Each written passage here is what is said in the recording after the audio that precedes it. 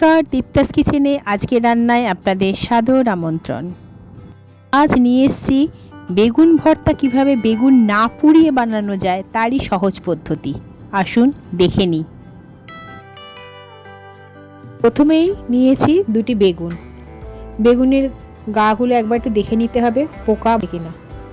আর নিয়েছি 4টে বড় মাপের পেঁয়াজ কুচি, 2টি টমেটো কুচি, ধনে পাতা কুচি এবং কাঁচা লঙ্কা 3টি, আর 1 বড় টেবিল চামচ আদা রসুনের পেস্ট।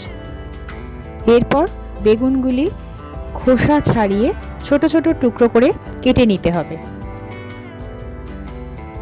খোসা ছাড়ানোর সময় দেখে নিতে হবে যেন একটুও খোসা বেগুনের গায়ে লেগে না থাকে। দেখুন, এইভাবে খোসাটা আমরা ছাড়িয়ে নেব। বেগুনের খোসা ছাড়িয়ে নেওয়ার পরে বেগুনগুলোকে এইভাবে ছোট ছোট টুকরো করে কেটে নিতে হবে এবং তারপরে জলে ভিজিয়ে দিতে হবে।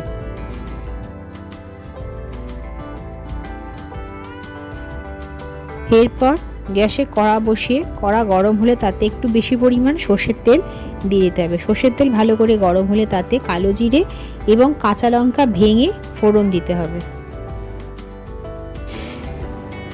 ফোড়ন দেওয়ার পরে দিয়ে দিতে হবে পেঁয়াজ কুচি। পেঁয়াজ কুচি 1 মিনিট ভাজার পর দিয়ে দিতে হবে আদা রসুনের পেস্ট।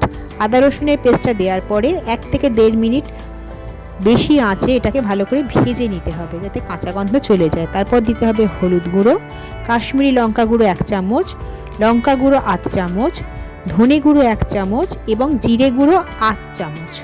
আবার এই সব মশলাগুলোকে একসাথে 2 থেকে 3 মিনিট মাঝারি আঁচে ভালো করে ভাজতে হবে। এরপর বেগুনের টুকরোগুলো এতে দিয়ে দিতে হবে। বেগুনের টুকরো দেওয়ার পরে এগুলোকে মশলার সাথে ভালো করে ভাজতে হবে। সমস্ত বেগুনের গায়ে মশলা মেখে দেওয়ার পরে দিয়ে দিতে হবে পরিমাণ মতো নুন। নুন দিয়ে ভালো করে নেড়ে চেড়ে ঢাকা দিয়ে রাখতে হবে 5 মিনিট মাঝারি আঁচে। আস্তে আস্তে বেগুনগুলো নরম হয়ে যাবে। দেখুন, ঢাকা খোলার পরে আমাদের বেগুন বেশ নরম হয়ে গেছে।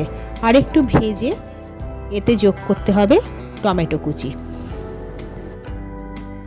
টমেটো কুচি দেওয়ার পরে আবার সবটাকে একসাথে বেশ ভালো করে কষাতে হবে মাঝারি আঁচে 5 মিনিট ধরে। এরপর ঢাকা দিয়ে রাখুন মিনিট 5। ঢাকা খুললে দেখবেন বেগুন আর টমেটো পরস্পরের সাথে মিশে গেছে। তবু যদি মনে হয় শক্ত আছে তাহলে একটু নেড়ে চেড়ে আবার মিনিট 2 ঢাকা দিয়ে রান্না করুন। এবার ঢাকা খুললে দেখবেন সব মশলা বেগুন টমেটো একসাথে মিশে গেছে। এরপর দিন স্বাদ অনুযায়ী চিনি, গরম মশলার গুঁড়ো, ধনে পাতা এবং কাঁচা লঙ্কা। যে যতটা ঝাল খেতে পছন্দ করেন লঙ্কাটা সেই অনুযায়ী আপনারা ব্যবহার করবেন। সব মশলা দেওয়া হলে আবার একটু নেড়ে চেড়ে সবটাকে মিশিয়ে নিন। শেষে ওপর থেকে ছড়িয়ে দিন ঘি।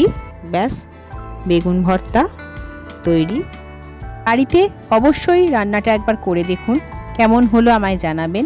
আমার রান্নাটা ভালো লাগলে একটা লাইক করে দেবেন। খুব শীঘ্রই আবার দেখা হবে। আজ তবে আসি, নমস্কার।